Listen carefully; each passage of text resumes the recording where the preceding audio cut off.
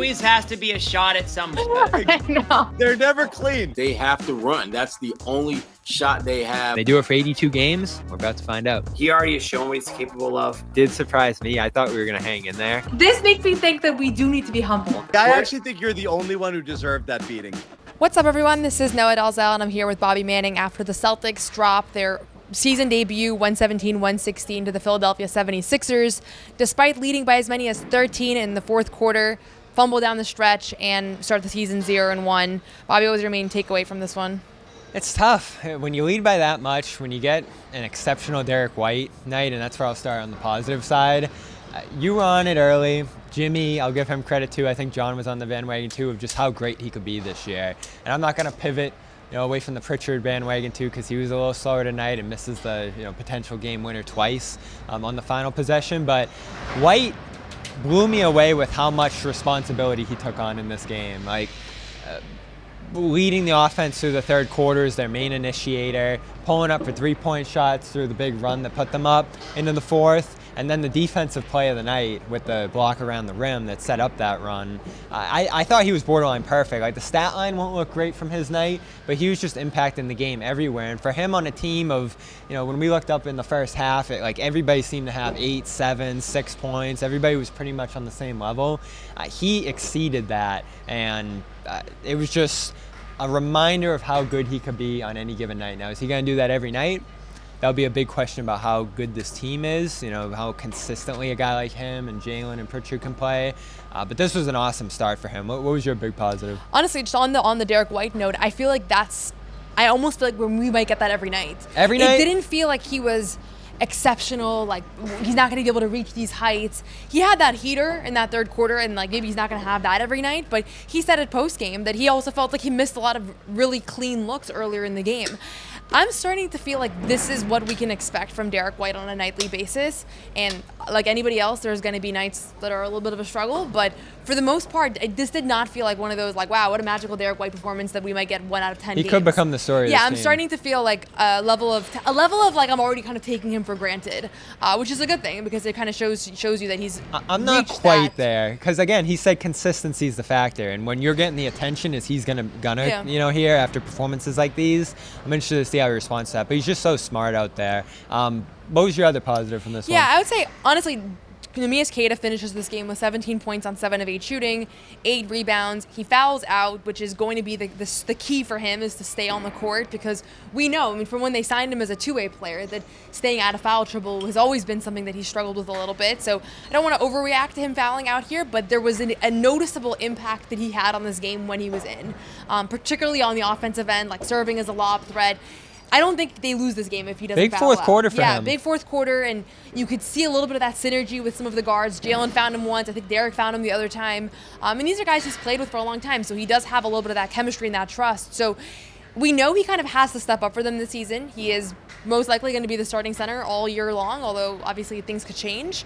And so this game gave me enough to be like, okay, there's enough to work with here. I think he's going to be able to build off this performance. It wasn't perfect, but it was pretty promising for a guy who has mostly been out of the rotation for his entire NBA career to start opening night and put up that kind of stat line. Speaking of the familiarity, the chemistry, they started the 5 guys who played together: Queta, Hauser, Brown, Pritchard, White.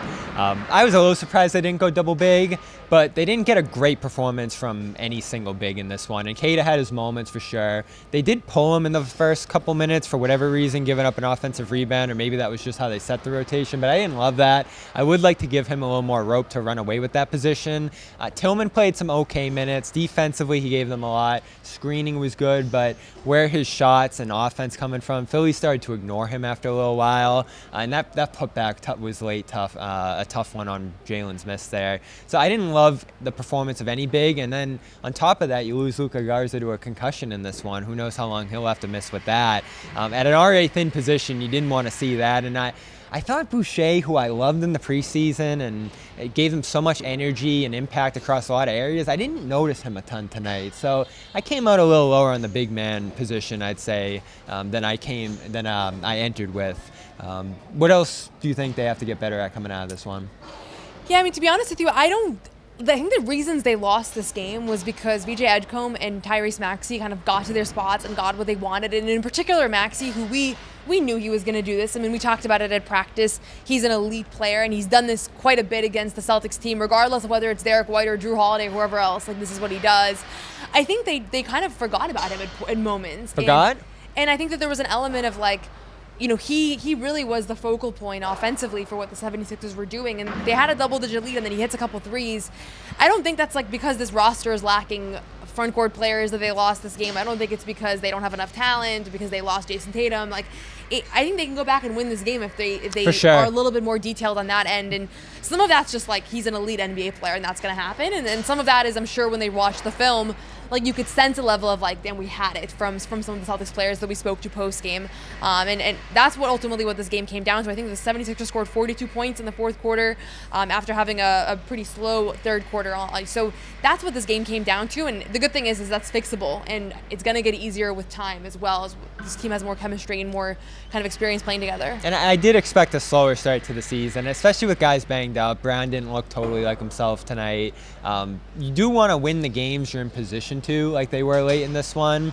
The crunch time stuff wasn't great, but when you have so many new guys, when you're recreating your system, there are going to be bumps along the way. So this isn't a freak out kind of loss for me. It's tough when you have so many tough games coming up after this one that you might just lose outright rather than blowing like they did in the fourth here. But there were enough positives from this one to me for feeling optimistic going forward. Like, I think there are signs tonight. We were watching and said we liked a lot of the stuff we saw up until that late collapse there. And, you know, even Pritchard said there's some second guesses on that last play that, you know, he could have done better passing to Hauser or Simon. So all in all, I probably come out of this one 50-50. Like, I'm 50 good, 50 bad. That's how I feel about it. And obviously you want this win just because of how difficult the schedule gets, and each of these games is going to be hard to get to. You know, there's no easy wins coming up right now. There might not be any all year. 3-game road trip, and then coming back and facing the Cavs, who are probably the best team in the East. So it's going to be challenging. I'm sure they're very frustrated that they let this one go because it was right in their hands. But as far as trying to evaluate, like, where is this team at? Like, what can we expect? I don't feel like we saw anything that was particularly discouraging about this group, about this roster. But we'll see. It could get ugly if they have a tough road trip here. And certainly they'll wish they had this one even more. I think that's it. Is anything else you wanted to share? Nope. Yeah, that's it for us. We'll have more coverage. Bobby and I will both be in New York, and I'll be heading to the rest of the Celtics road trip. They go to Detroit Sunday and New Orleans on Monday. Yep. So 3-game road trip before they come back to TD Garden next Wednesday.